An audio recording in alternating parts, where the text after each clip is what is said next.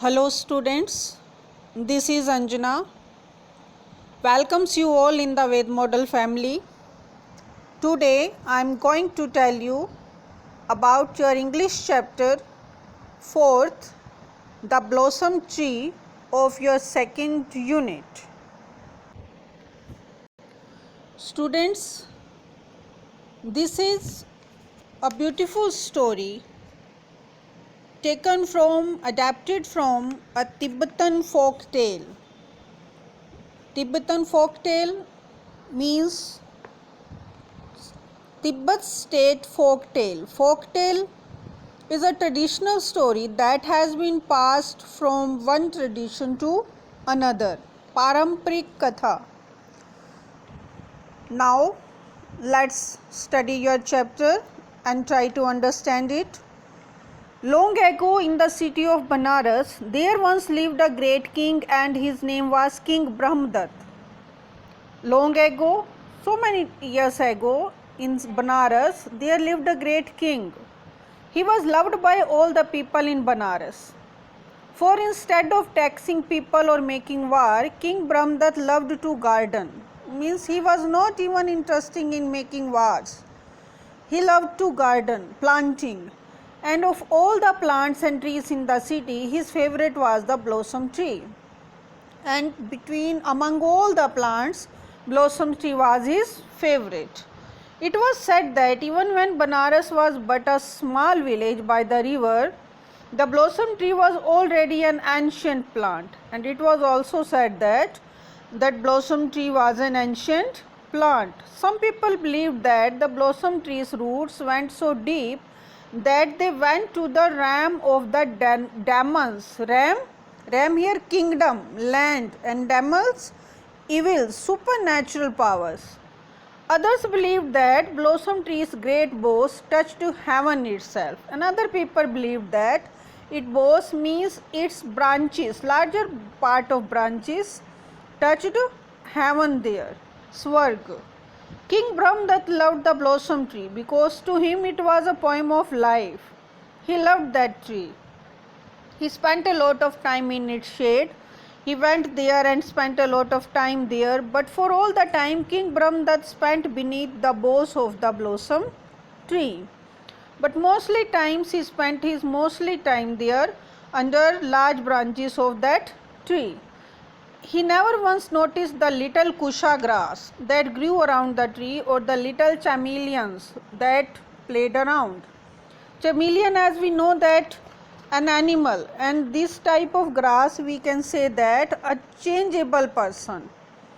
No, he only had eyes for the blossom tree. He only seen blossom tree, but the spirit of the blossom tree knew all about the kusha grass and its spirits and the chameleons, for they had been friends for longer than time. But blossom tree knows the value of this kusha grass and chameleons also.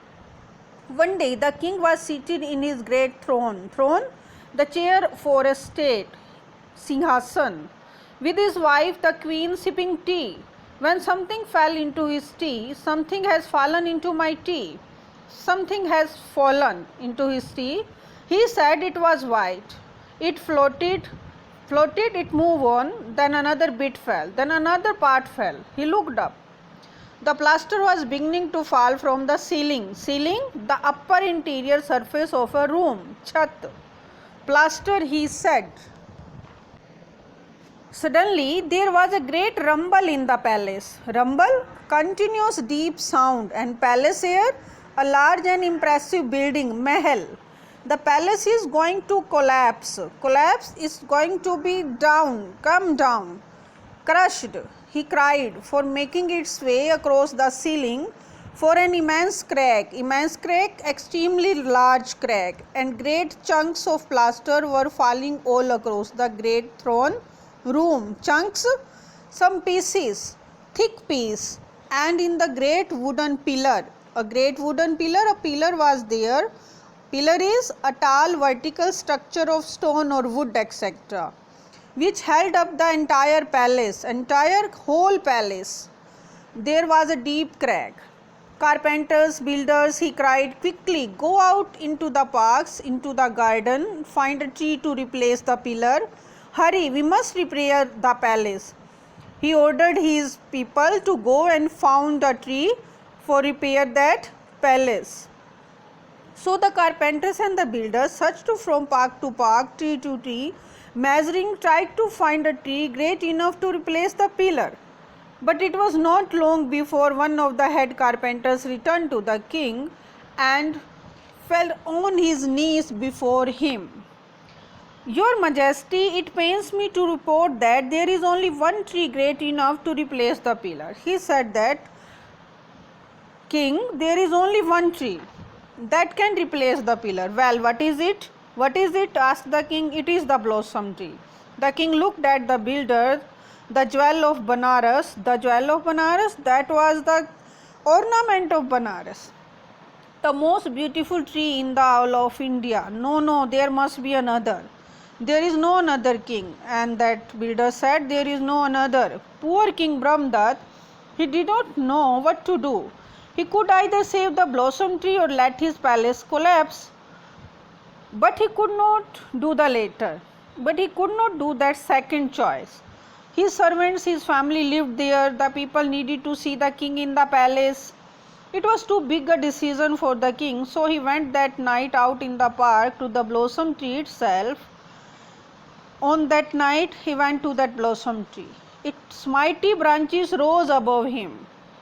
Mighty, that powerful branches, and he could feel its immense spirit surging from the earth. Immense spirit, unusually great in size, surging upward movement. Up its trunk also a branch, it's a main part, and out its boughs. Boughs are the larger branches, part of that large branches, and its leaves down into the earth, into its roots again. And he prayed to the spirit of the mighty tree for an answer, but the spirit of the blossom tree said nothing.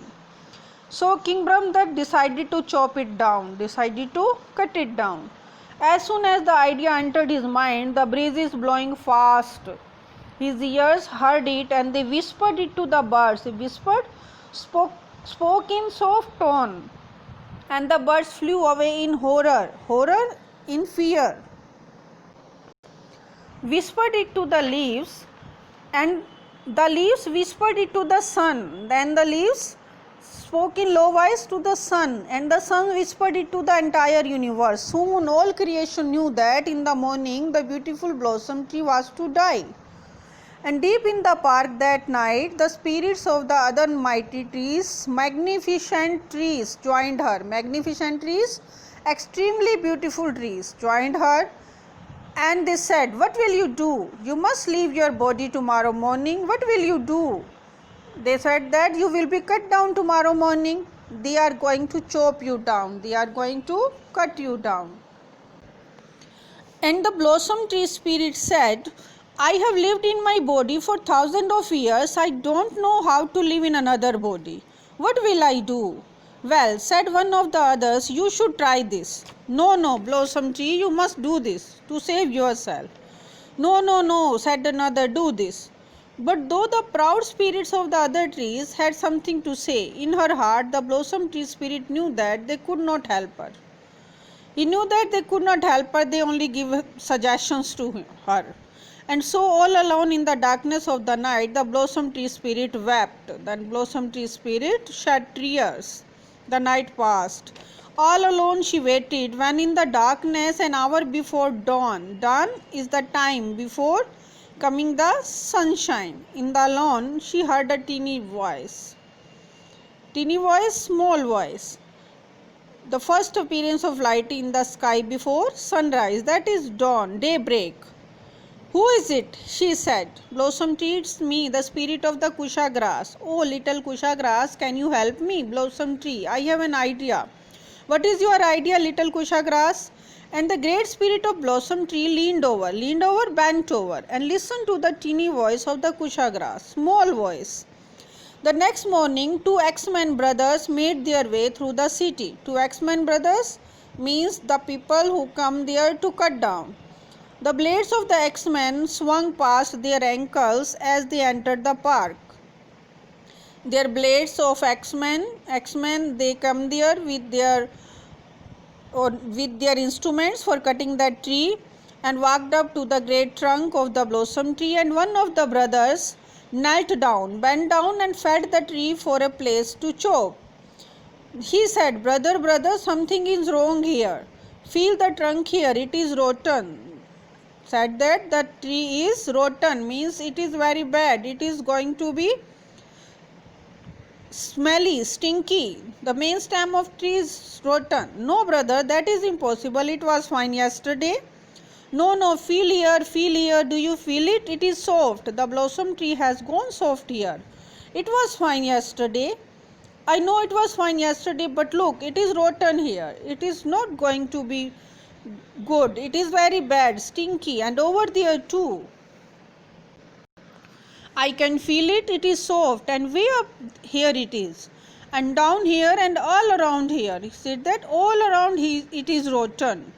Brother, the blossom tree has gone rotten in one night. It is a miracle and a wonderful occurrence. It is a miracle.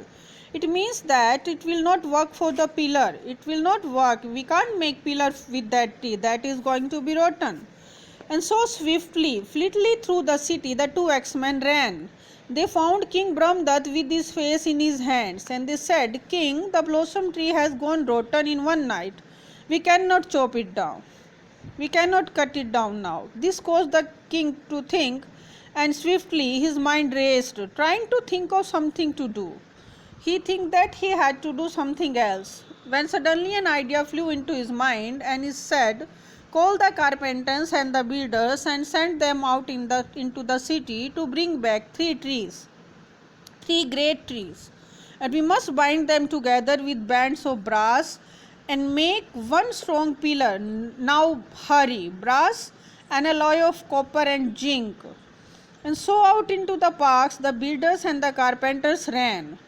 They felled 3 mighty trees, means they brought 3 mighty trees, mighty, very powerful, and they bound them together with bands of brass with the alloy, copper and zinc, a wire, and they replaced the pillar of the palace. But back in the park, the spirits of the other trees stared at the blossom tree spirit and asked, "How did you go rotten in one night?" The other trees asked the blossom tree, "How did you go rotten in one night? Is it possible to go rotten in one night? And even if you do go rotten, you must leave your body anyway." And the spirit of the blossom tree looked at all the others, so proud, so magnificent. She said, "Last night all of you told me what to do, but you could not help me at all. You all people give me suggestions, but you didn't help me." The little spirit of the kusha grass spoke to me. The spirit of the kusha grass called the little chameleons, thousands of them, to climb up upon my back. Their little bodies were soft. So when the X-Men touched me, they thought I was rotten. But I am not rotten. I am as strong as ever. That blossom tree said that she is not rotten. She is as strong as ever. The spirit of the trees were amazed. They were surprised, amazed. And then the blossom tree spirit spoke one last time. "Henceforward then, we must remember not to choose our friends and judge them by their magnificence or their will or their fame." In this way, the author wants to tell us by this story that in our life we should select our friends, we should choose our friends not by their magnificence or their will or their fame, their popularity, but instead we must choose our friends for their faithfulness and the depth of their love. By this, the author wants to teach us this lesson. Yes, dear students, all of you will watch this video 2 or 3 times for making this lesson clear. Thank you and have a nice day.